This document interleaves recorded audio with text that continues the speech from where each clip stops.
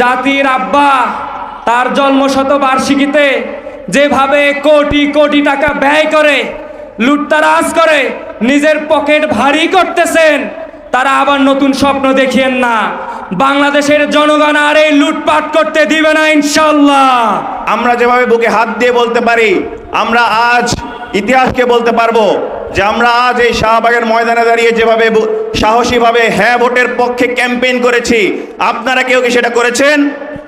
আমরা স্পষ্ট ভাষায় বলে দিতে চাই, আমরা যারা ছাত্র প্রতিনিধি রয়েছি বিশ্ববিদ্যালয়গুলোতে, আমরা যারা চাঁদাবাজির বিরুদ্ধে অবস্থান নিয়েছি, আপনার কি সেই সৎ সাহস রয়েছে আপনি সেই জায়গা থেকে বলবেন যে আমি চাঁদাবাজির বিরুদ্ধে অবস্থান নিয়েছি? জাতির নতুন আব্বা বানানো হবে। আপনারা কি জাতির নতুন আব্বা চান? জাতির নতুন আব্বার জন্মশতবার্ষিকী পালন করতে গিয়ে শত শত কোটি টাকা অপচয় করা হয়েছে। আমরা কি আর এই নতুন জাতির আব্বা চাই? নতুন জাতির আব্বাকে আমরা সুযোগ দিতে চাই না। আমরা আরো দেখেছি রাষ্ট্রপতিকে কাঠের পুতুল বানানো হয়েছে। রাষ্ট্রপতি 2013 সালে তৎকালীন রাষ্ট্রপতি জিল্লুর রহমান, তিনি তার ক্ষমতা বলে লক্ষ্মীপুরে আমরা দেখেছি সেই সময়ের সাংবাদিকদের হুমকি দিয়ে বিএনপির নেতাকে কুপিয়ে খুন করার পরও ওই আসামিকে যাবজ্জীবন থেকে খালাস দেওয়া হয়েছিল। আমরা কি চাই এই যাবজ্জীবন আসামিদের খালাস দেওয়া হোক? তাহলে অবশ্যই গণভোটে হ্যাঁতে সিল দিতে হবে। সবাইকে এই উদ্যত আহ্বান জানাই, আগামীর বাংলাদেশ ন্যায় ইনসাফের বাংলাদেশ, আগামীর বাংলাদেশ হবে নতুন জাতি গঠনের বাংলাদেশ। আমরা সেই উদ্যত আহ্বান জানিয়ে গণভোটে হ্যাঁ এর পক্ষে জনমত দিয়ে আমরা আমাদের জনমত সক্ষমতার পরিচয় দিব ইনশাআল্লাহ। আমরা ছাত্র প্রতিনিধিরা নাকি একটা বিশেষ দলের নেতার বিরুদ্ধে আমাদেরকে নাকি লেলিয়ে দেওয়া হয়েছে। আমরা খুব দুঃখজনকভাবে বলতে চাই, আমাদের কোনো কথা, আমাদের কোনো বক্তব্য কোনোটা কি সত্য চাওয়ার বিরুদ্ধে ছিল? আমাদের কোনোটা কি ন্যায় ইনসাফের বিরোধী ছিল? আমরা সব সময় চেয়েছি এই বাংলাদেশকে নতুনভাবে বিনির্মাণের ক্ষেত্রে সৎ দক্ষ শাসক হওয়ার ক্ষেত্রে যে রকম হওয়া দরকার সেই কথাগুলো বলতে। আমরা সব সময় প্রতিবাদ করেছি অন্যায়ের, আমরা সব সময় প্রতিবাদ করেছি দুর্নীতি এবং যেই জুলুমতন্ত্রের কাঠামো, সেই কাঠামো যারা বাস্তবায়ন করতে চায় তাদের বিরুদ্ধে।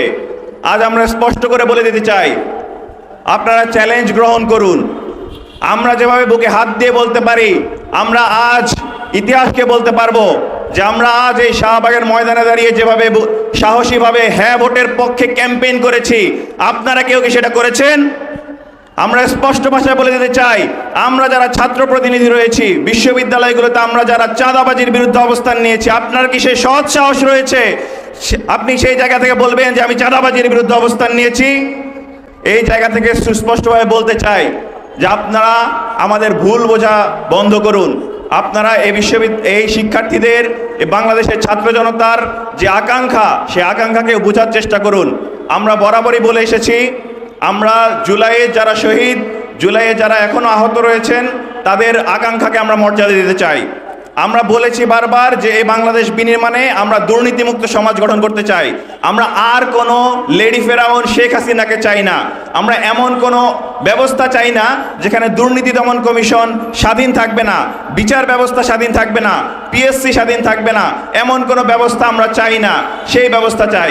কিন্তু দুঃখজনক ব্যাপার, যখন এই সংস্কার শুরু হয়েছে, শুরু থেকে দেখা গিয়েছে নোট অফ ডিসেন্টের যে শব্দ, এই শব্দের যেই আঘাতে বাংলাদেশের মানুষ জর্জরিত হয়ে গিয়েছে। সুপ্রিয় উপস্থিতি, আপনারা দেখেছেন 5 আগস্ট যখন গণ অভ্যুত্থান হয়েছিল, সেই রাত থেকে আমাদের বাংলাদেশের এই অভ্যুত্থানকে ব্যর্থ করার জন্য একের পর এক চেষ্টা চালানো হয়েছে। সেই চেষ্টা আজ পর্যন্ত অব্যাহত রয়েছে। আপনারা সবাই আমাদের বাংলাদেশের প্রেক্ষাপট দেখেছেন।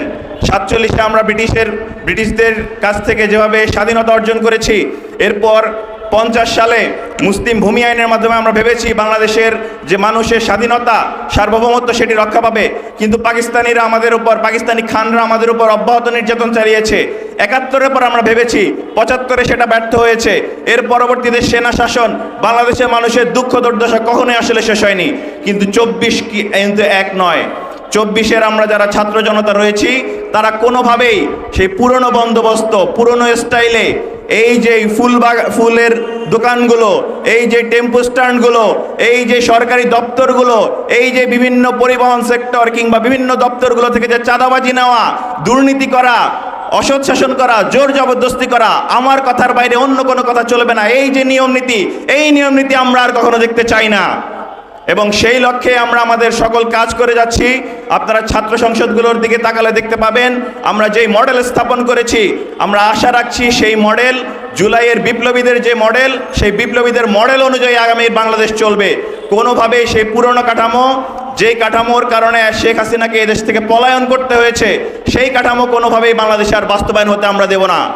সেই জায়গা থেকে ঐক্যবদ্ধ ছাত্র সংসদ তার দায়বদ্ধতার জায়গা থেকে আগামী জুলাই সনদ, যেখানে বিচার ব্যবস্থা স্বাধীনতার কথা বলা হয়েছে, যেখানে পিএসসি স্বাধীনতার কথা বলা হয়েছে, যেখানে বলা হয়েছে এক শাসক 10 বছরের বেশি ক্ষমতায় থাকতে পারবে না, এবং একই সঙ্গে বলা হয়েছে রাষ্ট্রপতির এবং প্রধানমন্ত্রীর ক্ষমতার ভারসাম্য, প্রত্যেকটি কাঠামো এই বাংলাদেশের যারা আসলে বাংলাদেশের কল্যাণ চায় তাদের পক্ষে যায়। এর বিপক্ষে যারা যাবে তাদের বিরুদ্ধে আমাদের সর্বদা অবস্থান ছিল এবং সামনেও থাকবে ইনশাআল্লাহ। সুতরাং আমরা বলতে চাই, আপনারা 12 তারিখ যে গণভোট, সেই গণভোটে আমি বিশ্বাস করি গণভোটে আমাদের হ্যাঁয়ের বিজয় হয়ে গেছে। শুধুমাত্র যে প্রান্তিক পর্যায়গুলোতে যে মিথ্যাচার আপনারা করছেন, যেভাবে অপব্যাখ্যা করছেন, বাংলাদেশের মানুষের সেন্টিমেন্ট নিয়ে আপনারা যে খেলা করছেন, সেই খেলা বন্ধ করুন, বন্ধ করুন, বন্ধ করুন। বাংলাদেশের মানুষকে আর বোকা ভাববেন না। আমরা আশা রাখবো বাংলাদেশ বিনির্মাণের যে স্বপ্ন আমরা 5ই আগস্ট 2024 সালে দেখেছি, সে ধারা সামনে অব্যাহত থাকবে। কোনো প্রকার শক্তি, আধিপত্যবাদ, ফ্যাসিবাদ, সাম্রাজ্যবাদ কেউ আমাদেরকে সে পথ থেকে বিচলিত করতে পারবে না ইনশাআল্লাহ। আমরা সবাই শহীদ আবরার ফাহাদ, শহীদ আবু সাইদ, শহীদ শরীফ ওসমান বিন হাদি ভাইয়ের যে রক্তে রঞ্জিত যে ইতিহাস, সেই ইতিহাসকে ধারণ করে আগামীর বাংলাদেশ বিনির্মাণে সবাই আগামী 12 তারিখ গণভোটে হ্যাঁ ভোটকে বিজয় করবো ইনশাআল্লাহ। সিল মারো ভাই, সিল মারো, হ্যাঁ ভোটে সিল মারো। বুকের ভেতর অনেক ঝড়, বুক পেতেছি কর। আবু সাইদ মুগ্ধ, দিল্লি না ঢাকা, গোলামি না আজাদি, গোলামি না আজাদি। 12 তারিখের পরে ভালো থাকতে চান, তাহলে অবশ্যই গণভোটে হাতে সিল দিতে হবে। আমরা কি হাতে সিল দিব? ইনশাল্লাহ দিব। সংগ্রামী ছাত্র জনতা, আপনারা সকলে লক্ষ্য করেছেন বিগত 17টি বছর আমরা স্বৈরাচার ফ্যাসিস্ট হাসিনার বিরুদ্ধে তিলে তিলে লড়াই করেছি। এই লড়াইয়ের পরে আমরা একটা চাঁদাবাজ মুক্ত, দুর্নীতিবাজ মুক্ত একটা রাষ্ট্র চেয়েছি, কিন্তু আমরা কি তা পেয়েছি?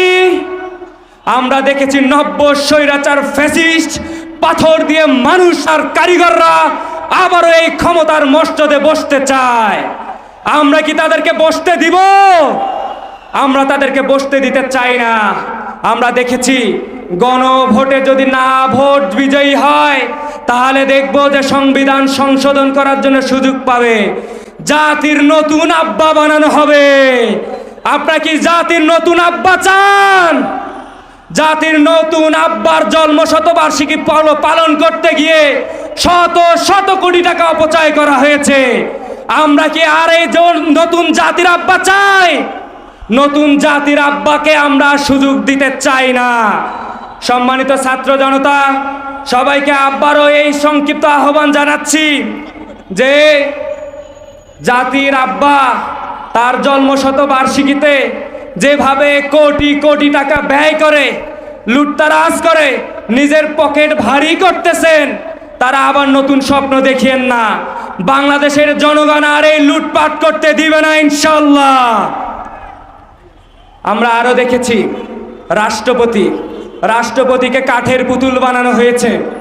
রাষ্ট্রপতি 2013 সালে তৎকালীন রাষ্ট্রপতি জিল্লুর রহমান, তিনি তার ক্ষমতা বলে লক্ষ্মীপুরে আমরা দেখেছি সেই সময়ের সাংবাদিকদের হুমকি দিয়ে বিএনপির নেতাকে কুপিয়ে খুন করার পরও ওই আসামিকে যাবজ্জীবন থেকে খালাস দেওয়া হয়েছিল। আমরা কি চাই এই যাবজ্জীবন আসামিদের খালাস দেওয়া হোক? তাহলে অবশ্যই গণভোটে হ্যাঁতে সিল দিতে হবে। সবাইকে এই উদ্যত আহ্বান জানাই, আগামীর বাংলাদেশ ন্যায় ইনসাফের বাংলাদেশ, আগামীর বাংলাদেশ হবে নতুন জাতি গঠনের বাংলাদেশ। আমরা সেই উদ্যত আহ্বান জানিয়ে গণভোটে হ্যাঁ এর পক্ষে জনমত দিয়ে আমরা আমাদের জনমত সক্ষমতার পরিচয় দিব ইনশাআল্লাহ। সবাইকে উদ্যত আহ্বান জানিয়ে আমি আমার বক্তব্য শেষ করছি। আসসালামু আলাইকুম ওয়া রাহমাতুল্লাহ।